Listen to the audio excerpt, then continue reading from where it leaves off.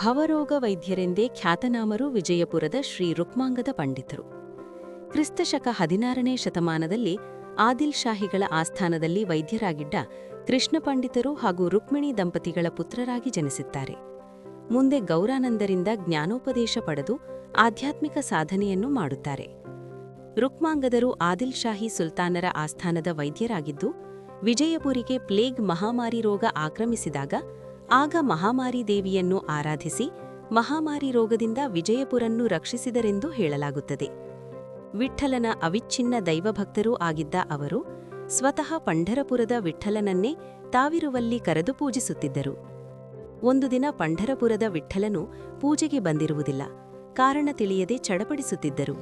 ಇತ್ತ ಪಂಢರಪುರದ ವಿಠ್ಠಲನು ತನ್ನ ಭಕ್ತನನ್ನು ಕರೆಸಿಕೊಳ್ಳುವ ಉದ್ದೇಶದಿಂದ ಜಲರೋಗದ ನಾಟಕವನ್ನೂ ಹೂಡಿದನು. ಸಂತ ತುಕಾರಾಮರ ಸ್ವಪ್ನದಲ್ಲಿ ತನಗೆ ಜಲರೋಗವಿದ್ದು ಗುಣಪಡಿಸುವ ವೈದ್ಯ ರುಕ್ಮಾಂದ ಪಂಡಿತರಾಗಿದ್ದು, ಅವರು ವಿಜಯಪುರದಲ್ಲಿದ್ದು ಕರೆದುಕೊಂಡು ಬರುವಂತೆ ಹೇಳಿದರು. ತುಕಾರಾಮರು ರುಕ್ಮಾಂಗದರನ್ನು ಪಂಢರಪುರಕ್ಕೆ ಕರೆದುಕೊಂಡು ಬರುತ್ತಾರೆ.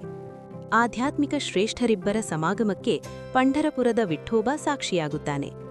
ನಾಭಿಯಿಂದ ಯಥೇಚ್ಛವಾಗಿ ನೀರು ಸುರಿಯುತ್ತಿರುತ್ತದೆ. ಆಗ ರುಕ್ಮಾಂಗದರು ಪರಿಮಳವನ್ನು ತೆಗೆದು ಕರಿಬುಕ್ಕಿಟ್ಟನ್ನು ಹೆಬ್ಬರಳಿನಿಂದ ವಿಠ್ಠಲನ ಹೊಕ್ಕಳಿಗೆ ಹಚ್ಚಿ ಮಂತ್ರ ಪಠಿಸುತ್ತಾರೆ.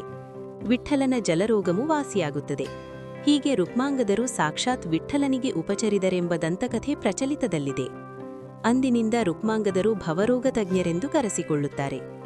100 ವರ್ಷಗಳ ಜೀವಿಸಿದ್ದ ರುಕ್ಮಾಂಗದ ಪಂಡಿತರು ಸಶರೀರವಾಗಿ ಸಮಾಧಿಯಾಗುತ್ತಾರೆ.